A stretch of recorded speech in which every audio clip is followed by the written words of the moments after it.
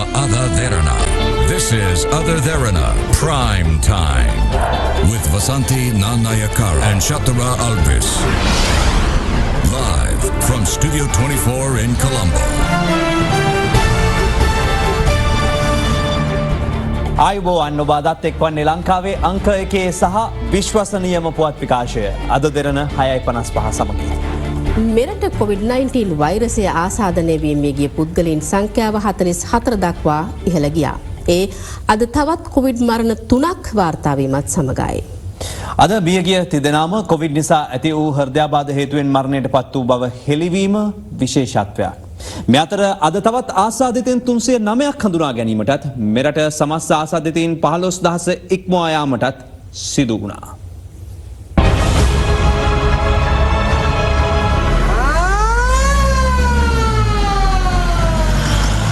මෙරට COVID-19 වෛරසය ආසාදනය වීම හේතුවෙන් මියගිය පුද්ගලයන් සංඛ්‍යාව අද 44 දෙනෙකු දක්වා ඉහළ ගියා. ඒ අද තවත් COVID-19 වෛරසය ආසාදනය වීම හේතුවෙන් මියගිය පුද්ගලයන් 30 දෙනෙකු වාර්තා වීමත් සමගයි.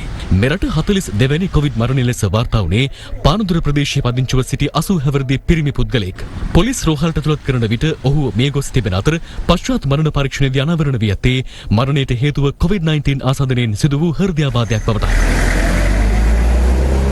43 වැනි කොවිඩ් මරණය ලෙස වාර්තා වුණේ කොළඹ 11 පදිංචි වයස අවුරුදු 40ක පිරිමි පුද්ගලයෙක්. කොළඹ ජාතික රෝහලට ඇතුළත් කරන අවස්ථාවේදී මෙම පුද්ගලයා මිය ගොස් ඇති අතර එම මරණයට හේතුව ලෙස දැක්වෙන්නේද COVID-19 ආසාදනය වීමෙන් ඇති වූ හෘදයාබාධයක්. මෙරට 44 වන කොවිඩ් මරණ ලෙස වාර්තා වුණේ කැලණිය ප්‍රදේශයේ පදිංචි වයස අවුරුදු 45ක පිරිමි පුද්ගලයෙක්. ඔහු COVID-19 ආසාදිතයෙකු ලෙස හඳුනා ගැනීමෙන් පසු මෙම මාස පළමු වනදා සිට හම්බන්තොට දිස්ත්‍රික් රෝහලේ ප්‍රතිකාර ලැබමින් සිට තිබෙනවා. එම මරණයට හේතුව ලෙසද දැක්වෙන්නේ COVID-19 ආසාදනයේ උත්සන්න වීම නිසා ඇති වූ හෘදයාබාධයක්.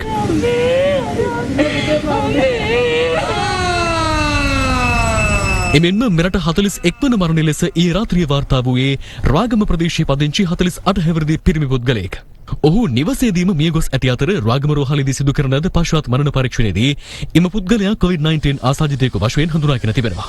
පශ්චාත් මරණ පරීක්ෂණයේදී මේ යාමට හේතු වශයෙන් දක්වා ඇත්තේ දීර්ඝකාලීනව පැවති පිළිකා රෝගී තත්ත්වය COVID-19 ආසාදනය වීම හේතුවෙන් උත්සන්න වීමයි.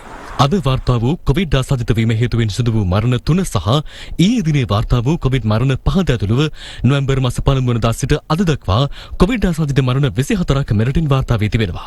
අපේ රටේ මරණ අනුපාතය හඳුනා ගන්න කොවිඩ් රෝගීන් 10000කට 28 දෙනෙක් මිය යනවා. ඒ වගේම මේ අතිම බහුතරයක් වැඩිහිටි වයසේ පසු වන ඒ වගේම නිදන්ගත රෝග තියෙන අය පසුගිය දිනවල COVID-19 රෝගය නිසා මරණ වාර්තා වීමේ යම්කිසි වැඩිවීමක් දැක්ක නිසා මරණ වලට පැහැදිලි හේතුව COVID-19 රෝගයමද එහෙම නැත්නම් COVID-19 රෝගයේ යම්කිසි විදිහකින් වක්‍රාකාරව බලපෑමක් වෙනත් නිදන්ගත රෝග නිසා සිදුවෙච්ච මරණද විශේෂයෙන්ම නිවසවලදී සිදුවෙච්ච මරණවලදී මේ ප්‍රතිකාර ලබා ගැනීමට පැමිණීමේ පමාවක් සෞඛ්‍ය අංශවල පමාවක් එහෙමනම් ඒවට හේතු මොනවද මේ තත්ත්වය මගහරවා ගැනීමට මොනවද කරන්න පුළුවන් කියන කාරණා පිළිබඳව විශ්ලේෂණය කර රජයට නිර්දේශ ඉදිරිපත් කිරීම සඳහා විද්වත් කමිටුවක් පත් කරලා තියෙනවා. සතියක් ඇතුළත මේ සිදුවෙච්ච මරණ පිළිබඳ වාර්තාවක් එළිදකි කියලා අපි බලාපොරොත්තු වෙනවා. මේකෙන් අදහස් කරන්නේ අර කාටවත් දඬුවම් කරන්නවත් වැරදි කවුද කියලා එළිදරව් කරන්න නෙමෙයි රටට. ඉදිරියේදී නැවත මේ වගේ සිද්ධි ඇති නොවන තැනට වග බලා ගන්න තමයි මේ මරණ සමාලෝචනය සිද්ධ කළ යුත්තේ. ඒතර ජනතාවට මේකෙදි පැවරන වගකීම තමයි ජනතාව කිසිසේත්ම පැකිලෙන්න එපා. තමන්ගේ ඕනම අවස්ථාවකදී පපුවේ කැක්කුමක් වෙන්න පුළුවන්, හුස්ම ගැනීමේ අපහසුතාවයක් වෙන්න පුළුවන්, වෙනත් උදරාබාධයක් වෙන්න පුළුවන්, හිස රදයක් වෙන්න පුළුවන්. ඒක තමන්ට දරා ගන්න බැරි මොහොත වෙනකන් ඉන්නේ නැතුව තමන් රෝහල්ගත වෙන්න ඕන කියලා සාමාන්‍ය තත්ත්වයන් යටතේ තමන්ට දැනෙන අවස්ථාවේදී කරුණාකර රෝහල් ගත වෙන්න. මේ අතර ඊයේ දිනේ නව ආසාදිතයන් 430 දෙනෙකු හඳුනා ගැනීමත් සමග මිනුවන්ගොඩ සහ පෑලියගොඩ කොවිඩ් පොකුරේ සමස්ත ආසාදිතයින් සංඛ්‍යාව 11223ක් දක්වා ඉහළ ගොස් තිබෙනවා. ඊයේ දිනේ හඳුනාගත් ආසාදිතයන් අතරින් වැඩිම ආසාදිතයන් සංඛ්‍යාව කොළඹ දිස්ත්‍රික්කයෙන් වාර්තා වන අතර එම සංඛ්‍යාව 251ක්. එය දිනක් තුල කොළඹ දිස්ත්‍රික්කයෙන් වාර්තා වූ වැඩිම කොවිඩ් ආසාදිතයන් සංඛ්‍යාවයි. ඉන් 234 දෙනෙකුම කොළඹ මහනගර සභා සීමාවට අයත් වන අතර එම පිරිසෙන් 55 දෙනෙකුම කොල්ලුපිටිය ප්‍රදේශයෙන් වාර්තා වී තිබෙනවා. ඊට අමතරව ග්‍රෑන්ඩ් පාස් ප්‍රදේශයෙන් 32 දෙනෙකු, කොළඹ කොටුවෙන් 28 දෙනෙකු, කෙසල්වත්ත ප්‍රදේශයෙන් 25 දෙනෙකු, මාලිගාවත්තෙන් 20 දෙනෙකු සහ මරදාන ප්‍රදේශයෙන් 20 දෙනෙකුද අයත්. මේ අතර කොළඹ ඉදිරිමින් පවතින ගොඩනැගිල්ලක සේවයේ නිරතව සිටි ඉන්දියා ජාතිකයන් 14කට කොවිඩ් වෛරසය ආසාදනය වී ඇති බවට අද තහවුරු වුණා. එම ස්ථානයේ සේවයේ නිරතව සිටි පුද්ගලයන් 50 දෙනෙකුගෙන් සිදු කළ අහඹු PCR පරීක්ෂණ වලින් අනතුරුවයි. මේ වෙනකොට කොළඹ නගර සීමාව තුළ 3217ක් හඳුනාගෙන තියෙනවා. අපි දකිනවා 126ක විතර ප්‍රවණතාවයක් තියෙනවා පොසිටිව් වෙන තත්ත්වයක්. අද දවසේ උදේ 6 වෙනකොට අපිට 374ක් වාර්තා වෙලා තියෙන චයිනා හබ් එකෙන් 52යි පෝට් සිටි එකෙන් 31යි අහම්බෙන් අපි අරගෙන කරන පරීක්ෂණ වලින් හමු වෙච්ච අය තමයි දැන් වෙනකොට අපි මේ හඳුනාගෙන යන්නේ. ගණනය කරලා බලනකොට කොළඹ නගර සභා සීමාව තුළ ලක්ෂ 6මාරක පමණ ජීවත් වෙන ජනගහනයක් අතරේ 30000ක් විතර සමහර විට කොවිඩ් හැදිච්ච පොසිටිව් වෙන්න පුළුවන් අය ඉන්නවා. කොළඹ නගරේ දිනෙන් දින සංඛ්‍යා ලේඛන වැඩි වෙනවා මිසක් අඩු වෙන්නේ නැහැ. මේ අතර කොළඹ වරාය නගර ව්‍යාපෘතියට අනුබද්ධිත කොටහේන ප්‍රදේශයේ පවත්වාගෙන යනු ලබන ව්‍යාපෘතියක සේවයේ නිරතව සිටි දේශීය සේවකයන් දෙදෙනෙකුට සහ චීන ජාතිකයන් සූදෙනෙකුට COVID-19 රෝගය වැළඳී ඇති බවට කොළඹ වරාය නගර ව්‍යාපෘති සමාගම අද නිවේදනය කළා. එම නිවේදනයේ දැක්වෙන්නේ ඔවුන් කොළඹ වරාය නගරයේ ඉදිකිරීම් භූමියේ පිහිටි නවාතැන් පොලක තාවකාලිකව රැඳී සිට ඇති බවයි. ඒ අනුවම නවාතැන් පොල මේ වන විට තාවකාලිකව වසා දමා තිබෙනවා. ගම්පහ දිස්ත්‍රික්කයෙන් ඊයේ ආසාදිතයන් 18 දෙනෙකු හඳුනාගත් අතර එම ප්‍රදේශයෙන් වාර්තා වන රෝගීන්ගේ අඩුවීමක් මේ වන විට දක්නට ලැබුණා. ඊට අමතරව කළුතර දිස්ත්‍රික්කයෙන් 16 දෙනෙක්, රත්නපුර දිස්ත්‍රික්කයෙන් 8 දෙනෙක්, කෑගල්ල දිස්ත්‍රික්කයෙන් 7 දෙනෙක්, පුත්තලමින් 6 දෙනෙක්, මහනුවරින් 4 දෙනෙක්, ගාල්ලින් 2 දෙනෙක් සහ මඩකලපුවෙන් නුවරඑළිය සහ ත්‍රිකුණාමල දිස්ත්‍රික්කවලින් එක් ආසාදිතයෙකු බැගින් ඊයේ දිනේ හඳුනා ගැනුණා. මිනුවන්ගොඩ සහ පෑලියගොඩ කොවිඩ් පොකුරේ අනුපකුරු ලෙස වර්ධනය වූ පොලිස් බන්ධනාගාර සහ හොරණ ගුරුගොඩ ඇගලුම් කර්මාන්ත ශාලාවේ පොකුරු තුලින් ඊයේද ආසාදිතයින් වාර්තා වුණා. ඒ අනුව ඊයේ හඳුනාගත් කොවිඩ් ආසාදිතයන් පිරිසට පොලිස් නිලධාරීන් 91 දෙනෙකුද අයත්. ඉන් 82 දෙනෙකුම කොටුව පොලිස් ස්ථානයේ නිලධාරීන් වන අතර ඔවුන් නිරෝධායන මධ්‍යස්ථාන වෙත යොමු කර සිටි පිරිස්. පොලිස් විශේෂ කාර්ය බළකාය නිලධාරීන් 145 දෙනෙකුට ඇතුළුව මේ වන විට COVID-19 ආසාදිත සමස්ත පොලිස් නිලධාරීන් සංඛ්‍යාව 612ක්. දැනට 3000කට ආසන්න සංඛ්‍යාවක් ප්‍රධාන කඳවුරු 8ක් ආශ්‍රිතව නිරෝධායන කටයුතු වල නිරත වෙනවා. පොලිස් ස්ථානවල රාජකාරී කරන පොලිස් නිලධාරීන් අතරින් කිසිම ආසාදිතයෙකු දැනට දින 6 තුල බිහි වී නැහැ. එමෙන්ම ඊයේ හඳුනාගත් ආසාදිතයන් අතර බන්ධනාගාර රැඳවුවන් 24 දෙනෙක් සිටින අතර බෝගම්බර බන්ධනාගාරයේ රැඳවුවන් 23 දෙනෙක් සහ කුරුවිට එක් රැඳවුවෙක් එම පිරිසට අයත්. එනු මේ වන විට බන්ධනාගාර වලින් COVID-19 ආසාදිතයින් 153 දෙනෙක් වාර්තා වී තිබෙනවා. හොරණ ගුරුගොඩ ඇගරුම් කර්මාන්ත ශාලාවේ සේවය කළ තවත් පුද්ගලයන් 90 දෙනෙකුට වෛරසය ආසාදනය වී ඇති බව ඊයේ පස්වරුවේ තහවුරු වුණා. ඒ සමගම කර්මාන්ත ශාලාවේ COVID ආසාදිත සමස්ත සේවකීන් ගණන 212ක දක්වා ඉහළ යනවා. එමෙන්ම රෝගීන් බවට හඳුනාගත් එම ඇගලුම් කර්මාන්ත ශාලාවේ සේවකයන් 43 දෙනෙකු ඊයේ පස්වරුවේ කොග්ගල පිහිටි මායතනයේ විශේෂ ප්‍රතිකාර මධ්‍යස්ථානයේ වෙත රැගෙන ගියා. එලෙස රැගෙන ගිය ආසාදිත සේවකයන් වාද්දුව, මිල්ලනිය, මදුරාවල, හොරණ, ඉංගිරිය සහ බුලත් සිංහල යන ප්‍රදේශවල පදිංචි කරුවන්. මේ පොකුරු නිර්මාණය වීමේ අවදානම තමයි අපි විශේෂයෙන්ම පාලනයට නතු කරගන්න ඕනේ. මොකද අපිට වෙනදාට වඩා තැන් වලින් පොකුරු නිර්මාණය වීමේ තර්ජනයකට අපි ලක් වෙලා තිනවා. දැනටමත් එහෙම පොකුරු ගණනාවක් නිර්මාණය වෙලා තියෙනවා. දැන් උදාහරණ විදිහට පොලිසිය ආශ්‍රිතව මතුවලා තියෙන පොකුර ඒක ලොකු සැලකිය යුතු පොකුරක් බවට පත් වෙමින් තියෙනවා. ඒ වගේම ඊයේ දවසේ මම දැක්කා කොළඹ මහනගර සභාවේ ප්‍රධාන සෞඛ්‍ය වෛද්‍ය නිලධාරීවරයා ඉතාම වැදගත් ප්‍රකාශයක් කළා. ඒ තමයි කොළඹ නගර සභාවේ සාම්පල් 400ක් අහඹු ලෙස ගත්තා. මේ අවදානම් කණ්ඩායම වල නෙමෙයි. ඍජු ලෙසම රෝගීන් සමග ගැටිච්ච පිරිස් තෝරගෙන කරපු එකක් නෙමෙයි. සැබෑ ලෙස අහඹු සාම්පල් අරගෙන කළාම 400ක් සාම්පල් කළාම 19ක් පොසිටිව් වෙලා තියෙනවා. ඒතකොට ඒකෙන් අදහස් කරන්නේ දල වශයෙන් 5% විතර ප්‍රමාණයක් කොළඹ මහනගර සභා සීමාව ඇතුළත ඇස්තමේන්තුගත කරන්න පුළුවන් කොවිඩ් ආසාදිතයන් ඉන්නේ කියලා. නිශ්චිතවම කියන ගානක් නෙමෙයි ඇස්තමේන්තුගත සංඛ්‍යාව. ඒ ප්‍රදේශය සම්බන්ධයෙන් තියෙන අවදානම තක්සේරු කරන්න හොඳම ක්‍රමය මේකයි කියලා ඊයේ දවස් තුල මේ හෙළිදරව් වෙච්ච තොරතුරු වලින් අපිට පැහැදිලි වුණා. මේ අතර කඩුවෙල සෞඛ්‍ය වෛද්‍ය නිලධාරී බල ප්‍රදේශයේ කොවිඩ් ආසාදිත පුද්ගලයන් සංඛ්‍යාව අද වන විට 176 දෙනෙකු දක්වා ඉහළ ගොස් තිබෙනවා. අතුරුගිරි සතිපොලේ යන්නේ තරක් නැති පුද්ගලෙක් එතන ඉඳලා පිහියනුමකට ලක් වෙලා රෝහල්ගත කිරීමෙන් කොවිඩ් පොසිටිව් කියලා අපිට දැනගන්න ලැබුණා. ඊට පස්සේ අපි බලනකොට එතන එයාගේ ආශ්‍රිතව දෙන්නෙක් ඉන්නවා. ඒ දෙන්නගේ PCR පරීක්ෂණයට යොමු කළා. ඒ දෙන්නගේ පොසිටිව් කියලා දැනගත්තා. අපි ඊයේ දිනේ දැනට එම පොළ භූමිය විස බීජහරණයට ලක් කරලා හෙට දින වෙනකොට ඒක අපිට ආයේ නැවත ෆන්ක්ෂන් තත්ත්වයට පත් කරන්න පුළුවන්. ගම්පහ මහනගර සභාවේ නාගරික මන්ත්‍රීවරයෙක්ටත් වෛරසය ආසාදනය වී තිබෙනවා. මෙම මන්ත්‍රීවරයා ඉකුත් දින කිහිපය තුළදී ප්‍රදේශයේ විහාරස්ථානයක කඨින පින්කමට සහ රජය විසින් ජනතාවට ලබා දුන් රුපියල් 5000 දීමනාව ලබා දීමේ ස්ථාන කිහිපයකටද සහභාගී වී තිබුණා.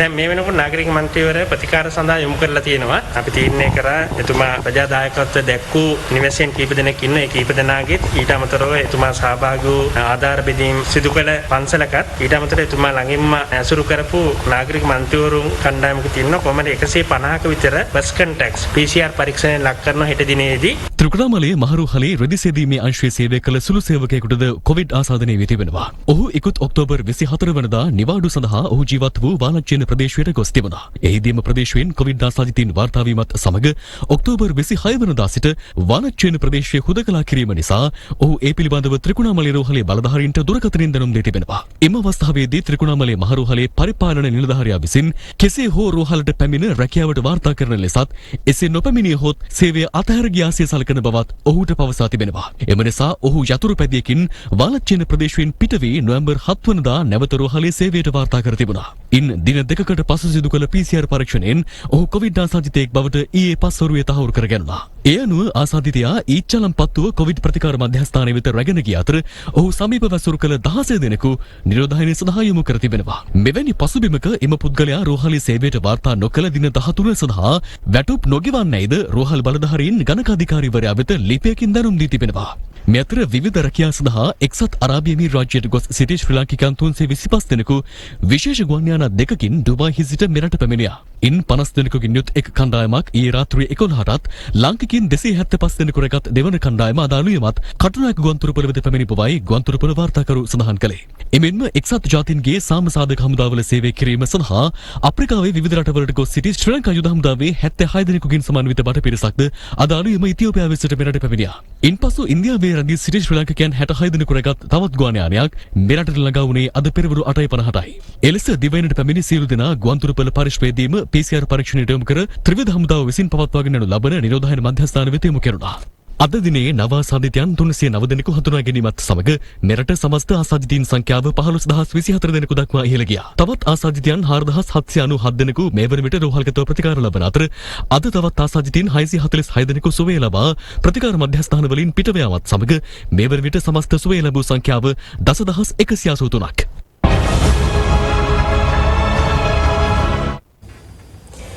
COVID-19 ආසාදිතයින් වැඩි සංඛ්‍යාවක් හඳුනාගෙන ඇති බස්නාහිර පළාතේ සිට සෙසු පළාත්වලට කරන සංචරණ වළක්වාලීමට පියවර ගන්නා ලෙස ජනාධිපතිවරයා නිලධාරීන්ට උපදෙස් ලබා දී තිබෙනවා. ජනාධිපතිවරයා වැඩිදුරටත් දැනුම් දී ඇත්තේ හුදකලා කර ඇති ප්‍රදේශවලින් ඉවතට පැමිණීමට හෝ ඊට ඇතුළු වීමට කිසිවෙකුට ඉඩ නොතබන ලෙසයි. COVID-19 මර්ධනය කිරීමේ කාර්යසාධන බලකායේ දෛනික හමුව ජනාධිපති කාර්යාලයේදී අද පෙරවරුවේ පැවැත්වුණා. මෙහිදී ජනාධිපතිවරයා නිලධාරීන්ට උපදෙස් දී ඇත්තේ හුදකලා කර ඇති ප්‍රදේශ වෙත භාණ්ඩ බෙදා හැරීමට සම්බන්ධ වන පාර්ශව නිවැරදි ක්‍රමවේද අනුගමනය කරන්නේදැයි අඛණ්ඩව නිරීක්ෂණය කරන ලෙසයි. එසේම හුදකලා කර ඇති ප්‍රදේශවලින් ඉවතට පැමිණීමට හෝ ඊට ඇතුළු වීමට කිසිවෙකුට ඉඩ නොතබන ලෙසද වැඩිම කොවිඩ් ආසාදිතයන් ප්‍රමාණයක් හඳුනාගෙන ඇති බස්නාහිර පළාතේ සිට සෙසු පළාත්වලට කරන සංචරණ වළක්වාලීමට පියවර ගන්නා ලෙසද ජනාධිපතිවරයා මෙහිදී වැඩිදුරටත් උපදෙස් දී තිබෙනවා. මෙරටින් වාර්තා වූ කොවිඩ් මරණ සංඛ්‍යාවෙන් 93%කට හේතුව බෝ නොවන රෝගවලින් පෙළෙන්නන්ට වෛරසය ආසාදනය වීම බව මෙහිදී වෛද්‍යවරුන් පෙන්වා දී තිබෙනවා. ඔවුන් වැඩිදුරටත් පැහැදිලි කර ඇත්තේ හෘද, දියවැඩියා, වකුගඩු සහ පිළිකා රෝගීන් ඉතා වේගයෙන් කොවිඩ් ආසාදනයට ලක්ව ඇති අතර රෝග ලක්ෂණ නොපෙන් වූ බොහෝ දෙනෙක් මියගිය පසු සිදු කළ PCR පරීක්ෂණවලදී ඔවුන්ට COVID-19 ආසාදනය වී තිබූ බව තහවුරු වී ඇති බවයි. එම කරුණ පිළිබඳ සිය අවධානය යොමු කළ ජනාධිපති ගෝඨාභය රාජපක්ෂ මහතා බෝ නොවන රෝගවලින් පෙළෙන්නන් කොවිඩ් ආසාදනයෙන් බේරා ගැනීම සඳහා විශේෂ අවධානය යොමු කරන ලෙස නිලධාරීන්ට උපදෙස් දී තිබෙනවා. මේක අවුරුදු ගානකට යන නිසා විශේෂයෙන්ම ග්‍රාමීය ලෙවල් එකේ ප්‍රයිමරි කෙයා ඒ කියන්නේ ඩිස්පෙන්සරි ලෙවල් එකේ මේ ડોක්ටර්ස්ලා දාලා ඒ අඩුපාඩු එක හොයන්න ඕන හැම දිස්ත්‍රික්කෙම. ඒක වැදගත් කොළඹ මියුනිසිපැලිටි ඒරියා එකේ තියෙන වගේ අනිත් පැතිවලට NCDs වලට හොඳම ප්‍රතිකාරය ඒකනේ. පහළ මට්ටමේ ඉඳලම ඩිස්පෙන්සරි එකක් කිට්ටුව නැත්තම් ඔය ලොකු හොස්පිටල් එකකට යන්නේ අන්තිමම වුණා. කොළඹ මැනින් පොදු වෙළඳපොළ පෑලියගොඩ ඒ සඳහා ඉදිකෙරුණු නව ගොඩනැගිල්ල වෙත සතියක කාලයක් ඇතුළත රැගෙන යාමට කෘෂිකර්ම අමාත්‍යවරයා එකඟ වූ බව මැනින් පොදු වෙළඳ සංගමය පවසනවා. කෙසේ වෙතත් ඔවුන්ගේ නිෂ්පාදන අලෙවි කර ගැනීම සඳහා පෑලියගොඩ ප්‍රදේශයේ නව ස්ථානයක් తాවකාලිකව වෙන් කර දීමට රජය තීරණය කළා. එහෙත් මැනින් පොදු වෙළඳ සංගමය සඳහන් කරන්නේ තමන් එම ස්ථානයට යොමු වීමට සූදානම් නොමැති බවයි. බස්නාහිර පළාතට සහ තවත් දිස්ත්‍රික්ක කිහිපයකට පනවා තිබූ නිරෝධායන ඉන්ද්‍ර නීතිය ඉවත් කිරීමට පියවරගත් නමුත් බස්නාහිර පළාතේ සහ කුරුණෑගල දිස්ත්‍රික්කයේ පොලිස් බල ප්‍රදේශ කිහිපයක් සහ ග්‍රාම සේවා කොට්ටාශ කිහිපයක් තවමත් හුදකලා තත්වයේම තැබීමට පියවරගෙන තිබෙනවා. එලෙස හුදකලා කර ඇති ප්‍රදේශ කිහිපයක අද දක්නට ලැබුණේ මෙවන් තත්වයක්.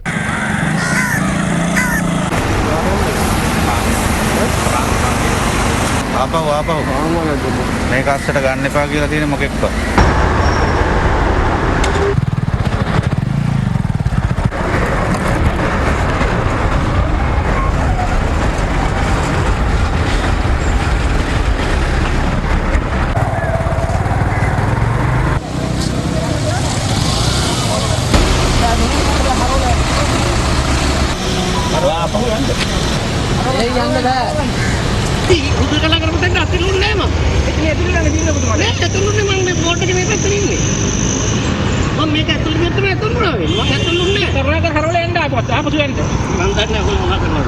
බස්නාහිර පළාතට නිරෝධායන ඉන්ද්‍ර නීතිය ඉවත් කළත් කොළඹ මැනින් පොදු වෙළඳ පොලේ පිරිසකට කොවිඩ් ආසාදනය වීම හේතුවෙන් එය නැවත විවෘත කෙරුණේ නැහැ.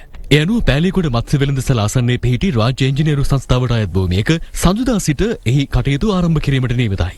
සඳුදා ඉඳලා හරි අඟහරුවාදා ඉඳලා හරි ආරම්භ වෙනකොට එතෙන්ට ඇතුල් වෙලා ඒ කටයුතු කරන්න ඒ කොළඹ මැනින් මාකට් එකේ හිටපු ඒ කාර්ය මණ්ඩල හැමදිනාටම අවසර ලැබෙනවා. PCR පරීක්ෂණ මෙතෙක් කරගෙන නැත්නම් අපි දුරකථන අංකයක් ලබා දෙනවා. ඒක තමයි 07158591551. ඒ දුරකථන අංකයට ඇමතුමක් දීලා මේ පරීක්ෂණය කරගත යුතු ආකාරය පිළිබඳව උපදෙස් ලබා ගන්න පුළුවන්. කෙසේ නමුත් පිටකොටුව මැනින් පොදු වෙළඳ සංගමය අද මාධ්‍ය හමුවක් පවත්වමින් සඳහන් කළේ විකල්ප ස්ථානයකට යොමු වීමට තමන් සූදානම් නොමැති බවයි. අපේ පළවෙනිම කැමැත්ත තියෙන්නේ අපිට ඉදි කරලා තියෙන පෑලියගොඩ නව වෙළඳ පොළ. අපි එතනට යන්න තමයි මේ සියලු දෙනා එක්කම අපේ සියලුම කැමැත්ත. අපි මොනා කරත් ඒ ස්ථාන වලට යන්නේ නැහැ. පසුව පිටකොටුව මැනින් පොදු වෙළඳ සංගමයේ සභාපතිවරයා අද පස්වරුවේ සඳහන් කළේ තවත් සතියක කාලයක් ඇතුළත මැනින් වෙළඳ පොළ වෙනුවෙන් පෑලියගොඩ ප්‍රදේශයේ ඉදි කර ඇති ගොඩනැගිල්ල විවෘත කර දීමට කෘෂිකර්ම මාත්‍යවරයා එකඟ වූ බවයි. ගරු දිසාපතිතුමා සහ කෘෂිකර්ම ඇමති මහින්දානන්ද අලුත්ගේ මහත්මයාගේ මීටින් එකකින් පස්සේ අපිට නව වෙළඳ පොළට යාමට ඉතාම කඩිනමින් සතියක් ඇතුළත තීරණය වුණා පෑලියගොඩ අලුත් වෙළඳ පොළ. මේ අතර කොළඹ දිස්ත්‍රික්කයේ හුදකලා කෙරළු ප්‍රදේශවල වෙසෙන ජනතාවට හදිසි රෝගී තත්ත්වයන් සඳහා ගිලන් රථ ගෙන්වා ගැනීමට දුරකථන අංකයක් හඳුන්වා දී තිබෙනවා. විශේෂ දුරකථන අංකයක් හඳුන්වලා දීලා තියෙනවා. ඒක තමයි 011 32 558. මේ අතර එළඹෙන දීපවාලි උත්සවය වෙනුවෙන් බහන්න මිලදී ගැනීමට හැටන් නගරයට පැමිණෙන පිරිස් නිරෝධායන නීති උල්ලංඝනය කරමින් කටයුතු කරන අයුරු අද දක්නට ලැබුණා. අය මීටරේ දුර නෑනේ අය කඩේ. බලන්න ඉතින් ඔක්කොම ඒකෝඩේ ඉන්නේ. එමෙන්ම දඹුල්ල ආර්ථික මධ්‍යස්ථානයේ ඇතම් පිරිස්ද නිරෝධායන නීති කඩ කරමින් කටයුතු කළ අයුරුයි මේ.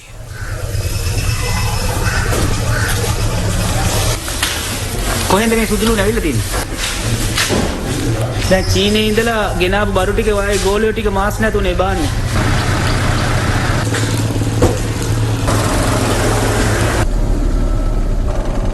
මේ අතර කන්දකාඩු නිරෝධායන මධ්‍යස්ථානයේ නිරෝධායනය අවසන් කර ගම්පහ නගර සභා ක්‍රීඩාංගණයට පැමිණි පිරිසක සිටි පුද්ගලයන් දෙදෙනෙකු බීමතින් හැසිරෙන අයුරු අප කැමරාවේ මෙලෙස සටහන්ව තිබුණා.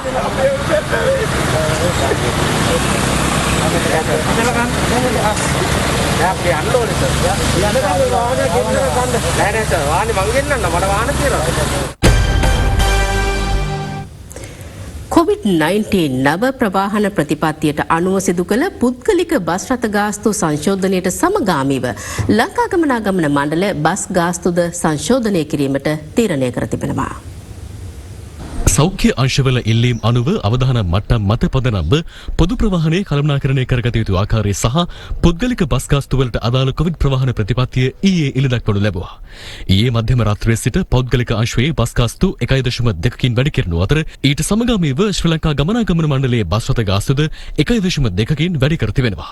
විශේෂයෙන්ම මේ වැඩි කිරීම සිදු කරලා තියෙන්නේ බස් රථවල යන මගී සංඛ්‍යාවේ අඩුවීම නිසා කොවිඩ් තත්ත්වයෙන් පහ වුණාට පසුව සාමාන්‍ය පරිදි මගින් ප්‍රවාහනය කරන්නට අවකාශය ලැබුණාම මේ බස් රථ ගාස්තුව පෙර බස් රථ ගාස්තුව දක්වා අඩුවීමක් සිදු වෙනවා. බස් හිමියට දැනුවත් කිරීමක් කරන්න ඔබතුමාලා මෙන්න මේ දේවල් කළ යුතුයි කියලා. දැන් මේවා අධීක්ෂණය කරනවද ගෙනියන ප්‍රමාණය සම්බන්ධයෙන් එහෙම නොගිච්චොත් නීතිමය වශයෙන් ගන්න පුළුවන් ක්‍රියාමාර්ග මොනවද? ඒ කටයුත්ත අපි බාර දීලා තියෙනවා පොලිසියට සෞඛ්‍ය දෙපාර්තමේන්තුවට. නගින බහින දොරවල් දෙකේ සැනිටයිසර් බෝතල් සවි කරන්න ඒ වගේම QR කෝඩ් එකක් ඇතුලේ ආසනයේ පිටුපස කියලා ඒක ස්කෑන් කරපුවම නැත්නම් කොළ පුරවන්නනේ තිබුණේ ඒක ස්කෑන් කරලා ලියාපදිංචි වෙන්න SMS එකකින් ඒක කරන්න අයම බස් එකම කළ යුතුයිනේ. කළ යුතුයි. අනිවාර්යයෙන්ම කළ යුතුයි.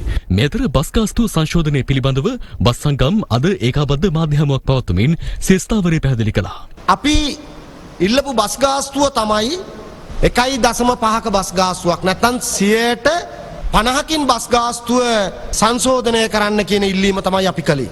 නමුත් අපිට දීලා තියෙන 20ක බස් ගාස්තු සංශෝධනයක්. අපේ අර 50කින් බස් ගාස්තු වැඩි කරන්න කියන නැත්නම් අර්ධ සුභෝගභෝගී බස් ගාස්තුව ලබා දෙන්න කියන ඉල්ලීම අපි අහකින් තියලා තියෙන්නේ తాවකාලිකව කියන එක අපි මේ රජයට මතක් කරලා දෙනවා. අමාත්‍යවරුන්ට මතක් කරලා දෙනවා. එහෙනම් අර්ධ සුභෝගී ගාස්තු සේවාව අවශ්‍ය කරන්න ඕන. නැත්නම් අර්ධ සුභෝගී සේවාවට කියන්න ඕන දුරස්ථතාවයේ තියන්න දැන් බස් වල මගින් ගෙනියන්නේ කියලා. එතකොට අර්ධ සුභෝගී බස් එකේ ඉන්න කට්ටිය ඇමතිවරයාගේ හෙන්චි අයියෝ ටික තමයි ළඟ ඉන්නේ. ඔන්න ඔකයි ඇත්ත. තුන්වෙනි අධ්‍යයන කරන්න බැරියයි. තුන්වෙනි එක ක්‍රියාත්මක කරන්න ඕන. ප්‍රමාණ අමාත්‍යාංශය. මේ අතර මෝටර් රථ ප්‍රවාහන දෙපාර්තමේන්තුවේ වේරහර කාර්යාලයද අද සිට නැවත විවෘත කෙරුණා. කෙසේ වෙතත් කොළඹ දිස්ත්‍රික්කය තුළ පදිංචි නිරෝධායන ඇඳින නීතිය ක්‍රියාත්මක නොවන සහ අවදානම් සහිත ප්‍රදේශවලට අයත් නොවන සේවාලාභීන්ට පමණක් ඒ සේවාවන් සීමා කර තිබෙනවා. 2020 මාර්තු 16 ඉඳලා ජුනි 30 වෙනකන් කාලය අවසන් වන රියදුරු බලපත්‍රවල වළංගු කාලය මාස 6කින් දීර්ඝ කරලා තියෙනවා. සැප්තැම්බර් මාසේ 30 ඉඳලා දෙසැම්බර් මාස 31 දින දක්වා වන කාලය තුල රියදුරු බලපත්‍රයේ කාලය ඉක්ුත් වන සියලුම රියදුරු බලපත්‍රවල වළංගු කාලය මාස 3කින් දීර්ඝ කරලා තියෙනවා. කොවිඩ් වසංගතයෙන් ආරක්ෂා වෙන්න නම් අපි හැමෝම අපේ වගකීම් නිසි පරිදි ඉටු කිරීම අනිවාර්ය වෙනවා. කෙතරම් දැනුවත් කළත් සෞඛ්‍ය මාර්ගෝපදේශ අනුගමනය නොකරන අය අපි අතරේ නැතුවත් නොවේ. එවන් අය අතරේ ජනාකීර්ණ කොළඹ නගරය තුළ වසංගත ව්‍යාප්තිය වළක්වන්නට පීවර ගනිමින් පිටකොටුව බැස්ටියන් මාවතේ බස් නැවතුම් පොළ රටටම ලබා දෙන්නේ ආදර්ශයක්.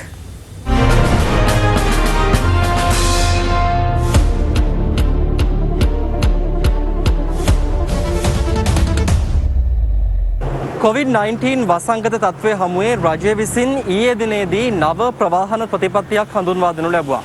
ඒ අනුව අපි සූදානම් අද දවසේදී මේ ප්‍රවාහන ප්‍රතිපත්තියට අනුකූලව මගී ප්‍රවාහන බස් රථ ධාවනය සිදුවන කියන කාරණාව සම්බන්ධයෙන් සොයා බලන්න. අපි අද ඇවිල්ලා ඉන්නේ කොළඹ පිටකොටුව බැස්ටියන් මාවතේ අන්තර් පළාත් මගී ප්‍රවාහන බස් රථ නැවතුම් පුරට.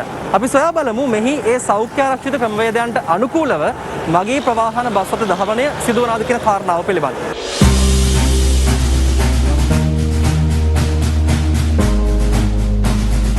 සුවිශේෂී සෞඛ්‍ය මාර්ගෝපදේශ අනුගමනය කිරීමක් මේ බස් නැවතුම් පොලේ සිදු වෙනවා. ඒ අනුව විවිධ ස්ථානවලින් බස් නැවතුම් පොලට ඇතුළු වනවා වෙනුවට තෝරාගත් එක් ස්ථානයකින් පමණක් මගින් ඇතුළු කර ගැනීම සිදු වෙනවා. ඒ විතරක් නෙමෙයි. ඇතුළු වන හැම කෙනෙකුගේම ශරීර උෂ්ණත්වය පරීක්ෂා කිරීමටත් මෙහි පාලනාධිකාරිය කටයුතු කර තිබෙනවා. මේ පරිසරයට ඇතුළු වන සෑම මගියෙක්ම බස් රථයට නැගීමට ප්‍රථම මේ ආකාරයෙන් තම දෑත් සෝදා ගැනීම අනිවාර්යෙන් සිදු කළ යුතුයි.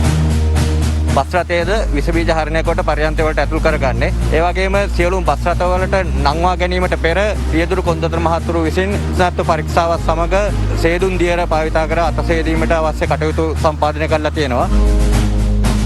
බස් රථයෙන් නගින සෑම මගියෙක්ටම අපි හෑන්ඩ් සැනිටයිසර් ගාලා මුඛාවරණ පැළඳද කියලා බලලා තමයි බස් රථයෙන් නගන්නේ. වෙනම පොතක් තියෙනවා අපේ පොතේ ඒගොල්ලන්ගේ නම් ඔක්කොම සටහන් කරගෙන තමයි මගී ප්‍රවාහනය කරන්නේ. ආරක්ෂක වැඩපිළිවෙලට අනුව තමයි අපි මේක කරගෙන යන්නේ. ඒ අනුව මේ ආකාරයෙන් අන්තර් පළාත් බස් රථ ධාවනය ආරම්භ වන බැස්ටියන් මාවත ප්‍රධාන බස් නැවතුම් පොලේ පිටත් වන සියලුම බස් රථ ආසන ගණනට පමණක් මගීන් ප්‍රවාහනය කරන ආකාරය අපිට දකින්නට පුළුවන්. බස් රථවල ගමන් කරන මගීන්ගේ සෞඛ්‍ය ආරක්ෂාව සම්බන්ධයෙන් සෞඛ්‍ය අමාත්‍යාංශය විසින් නිකුත් කරලා තියෙන මාර්ගෝපදේශයන්ට අනුකූලව ඒ බස් රථවල ගමන් කරන මහ ජනතාවගේ සෞඛ්‍ය ආරක්ෂාව සම්බන්ධයෙන් අවශ්‍ය පියවර අරන් තියෙන නිසා මහ ජනතාවට කිසිම බියක් නැතුව ගමන් කර හැකි තත්ත්වයක් ඊට බතම පෙළියන්නේ. පිටකොටුව ප්‍රධාන බස් නැවතුම් පොළ රටටම ආදර්ශයක් සපයනවා. සිය සමාජ වගකීම ඉටු කරමින් මේ COVID-19 වසංගතය ලංකාවෙන් තුරන් කර දැමීම සඳහා.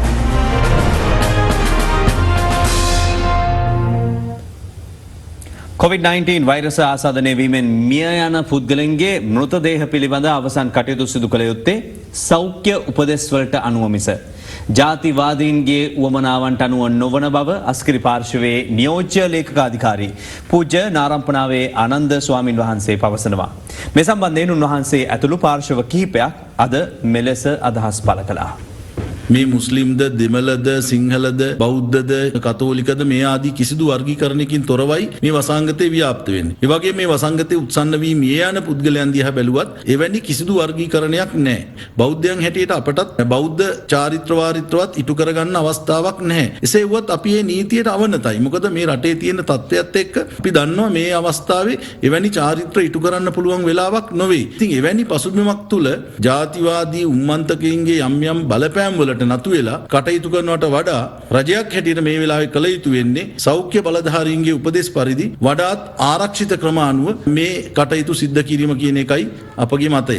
මේ අතර මහජන යුතුකම් කේන්ද්‍රය අද මේ සම්බන්ධයෙන් ජනාධිපතිවරයා වෙත ලිපියක් බාර දුන්නා. දැන් මුළු ලෝකයේම COVID-19 වසංගතයෙන් පීඩාවට පත් වෙලා තියෙන අවස්ථාවේදීත් මේ රටේ ආගමික අන්තවාදයට මූලධර්මවාදයට සම්බන්ධ ආගමික කල්ලි කණ්ඩායම් ඉල්ලීම් කරනවා නම් රජයෙන් භූමි දානය කිරීම සඳහා අවසර දෙන්න කියලා ඒ අවසර ඉල්ලන කට්ටියත් ඒකට අවසර දෙන කට්ටියත් ආගමික මූලධර්මවාදයේ පෝෂණය කරන පිරිසක් කියන එක අද දවසේදී අපි ජනාධිපතිතුමාට දැනුම් දුන්නා. අපි අද සෞඛ්‍ය අමාත්‍යාංශයෙන් විමසීමක් කරා භූමි දානය කරන්න අවසර දීලා තියෙනවද කියලා ඊයේ අර මහින්ද අමරවීර මහත්තයා අහපු ප්‍රශ්නේ හින්දා මේ වෙනතුරු අවසරයක් දීලා නැහැ කියලා තමයි අපිට ඒ පාර්ශ්වයෙන් දැනගන්න ලැබෙන්නේ. ඊටවසෙම මේ වෙලාවේ අනවශ්‍ය සංවාදයක් නිර්මාණය කරලා තියෙනවා රජය විසින්. ඒ නිසා රජයේ බලධාරීන්ට අපි කරුණාවෙන් කියනවා ඍජු තීන්දුව තීරණ ගන්න. මේක හොඳද නරකද කියලා ආගමික නායකයන්ගෙන් නෙවෙයි අහන්න ඕන. පේනකාරයින්ගෙන් නෙවෙයි. ඒක අහන්න ඕන සෞඛ්‍ය විද්‍යාව පිළිබඳව හසල දැනුමක් ඇති වගකිව යුතු විශේෂඥයන්ගෙන් අහලා වහාම එක නීතියක් ක්‍රියාත්මක කරන්න.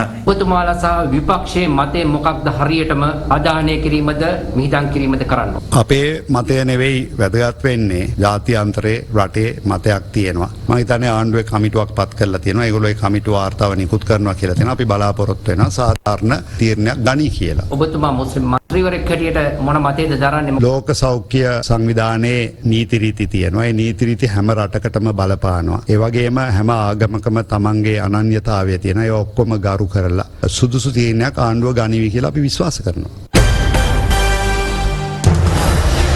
This is breaking news on Other Therana 24. මෙන්න දැන් ලැබුණු විශේෂ පුවතක්. වහාම ක්‍රියාත්මක වන පරිදි අද සිට ලබන 15 වන ඉරිදා මධ්‍යම රාත්‍රී වනතෙක් බස්නාහිර පළාතෙන් පිටවීමට කිසිවෙකුටත් අවසර හිමි නොවන බව යුද හමුදාපති ලුතිනන්ට් ජෙනරාල් ශවේන්ද්‍ර සිල්වා මහතා පවසනවා. මෙන්න එම පුවත නැවතත්. වහම ක්‍රියාත්මක වන පරිදි අද සිට ලබන 15 වන ඉරිදා මධ්‍යම රාත්‍රී වනතෙක් බස්නාහිර පළාතෙන් පිටවීමට කිසිවෙකුටත් අවසර හිමි නොවන බව යුද හමුදාපති ලුතිනන්ට් ජෙනරාල් ශවේන්ද්‍ර සිල්වා මහතා පවසනවා. This is breaking news on Other Therana 24.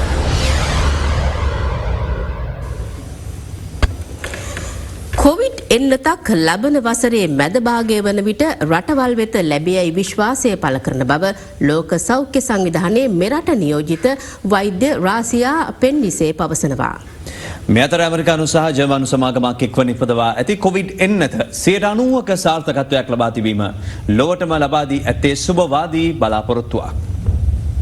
අමරිකාවේ ඖෂධ නිෂ්පාදක ෆයිසර් සමාගම ජර්මනියේ බයෝඑන්ටෙක් සමාගම සමග එක්ව නිපද වූ එන්නත සැලකෙන්නේ මෙතෙක් ලොව අත්හදා බැලූ සාර්ථකම කොවිඩ් එන්නත ලෙසයි. කොවිඩ් රෝගකාරක වෛරසයේ ප්‍රවේණික තොරතුරු අඩංගු mRNA භාවිත කර එම වෛරසයට සමාන නමුත් ක්‍රියාකාරීත්වයක් නොමැති ප්‍රෝටීන කොටස් නිපදවීම මෙහිදී සිදුවනවා. එය එන්නත් කිරීමෙන් පසු COVID-19 හා සමාන වෛරසයකට මුහුණ දීම සඳහා මිනිසාගේ ප්‍රතිශක්තිකරණ පද්ධතිය සූදානම් කරන බවයි විදෙස් වාර්තා පවසන්නේ. රටවල් 6ක 43,500ක් දෙනා යොදා ගනිමින් අත්හදා බලා ඇති එන්නතේ සාර්ථකත්වය 90%ක් බවයි විද්‍යාඥයන් පවසන්නේ.